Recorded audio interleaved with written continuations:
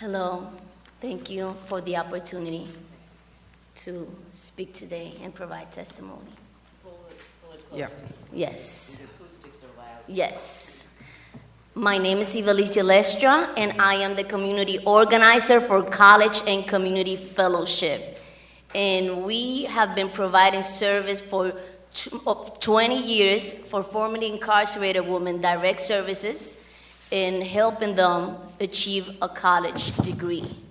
We also have noticed that in the work that we do, we also approach many barriers from a systemic level. And I'm here to talk today about the Turn on the Tap campaign that we are launching, and we seek to passage the bill S790, championed by Montgomery, and 83975 by Aubrey, to restore the tuition assistance or TAP program for those incarcerated. We have a broad collaboration of partners in this work, and just to give you a little history that I'm pretty sure that you all know, TAP was operating successfully in New York State until 1995, a year after Pell Grant at the federal level was banned as well.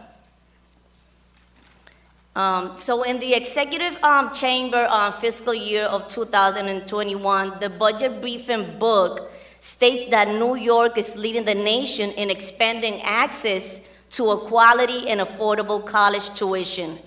But this is false, because tuition assistance programs are not in New York for people incarcerated, but there are 19 states that do provide state financial assistance, but New York is not one of them. And this is people that need it the most. This is a population that is usually excluded from conversation of education. And I want to talk a little bit about predictors or factors that lead to pathways to people to prison.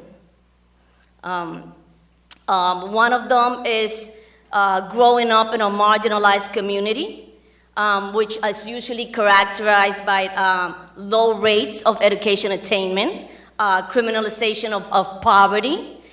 We have youth that drop out of high school, which makes them 47% more likely to end up in prison.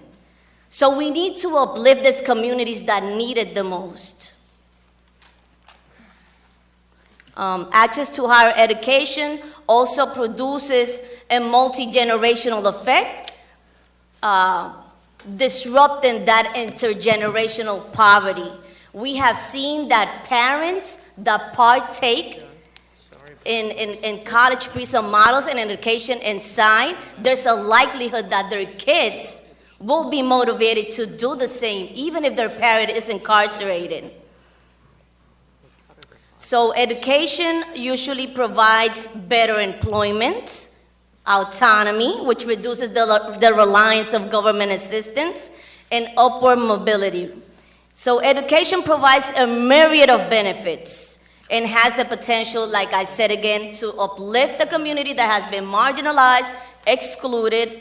So restoring TAP in general is just smart fiscal policy. It is a win-win. In the executive budget of fiscal year 2020, there was a proposed increase of $154 million in higher ed. But for less than 10% of this, and even less than 2% of the total TAP, we can be providing that to people incarcerated, people behind bars that really, really will benefit from this.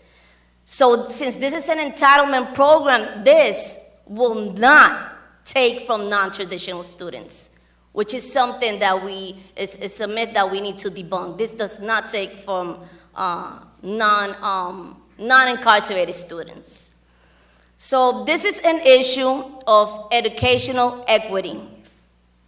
Since 1995, New York State has removed access to this opportunity, opportunity that, has proven not only as a need, as a benefit to marginalized communities.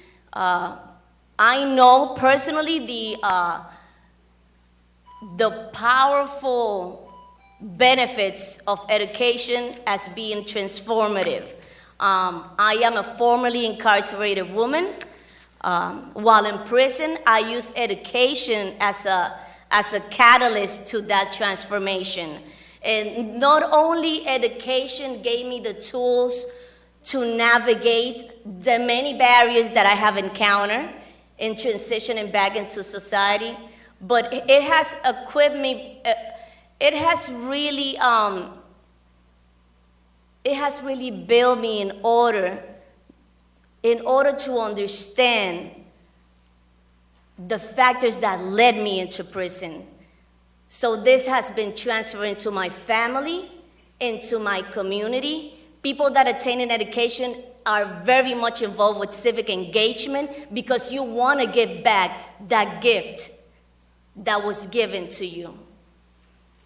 So it is, to me, it is an urgent necessity. It affects mostly the people that are disproportionately represented in prison, which is Black and brown communities. So I have seen the effects of people obtaining their education inside, and I wish we could restore TAP as it was before 1995. I think everybody goes into prison with already some trauma, but nobody leaves unaffected. So I think as a society, we benefit from people leaving out with an education. Thank you for being a strong advocate and example for the cause that you are advocating. Yes. Thank you for being here. It's much appreciated. Thank you. Thank you for the opportunity.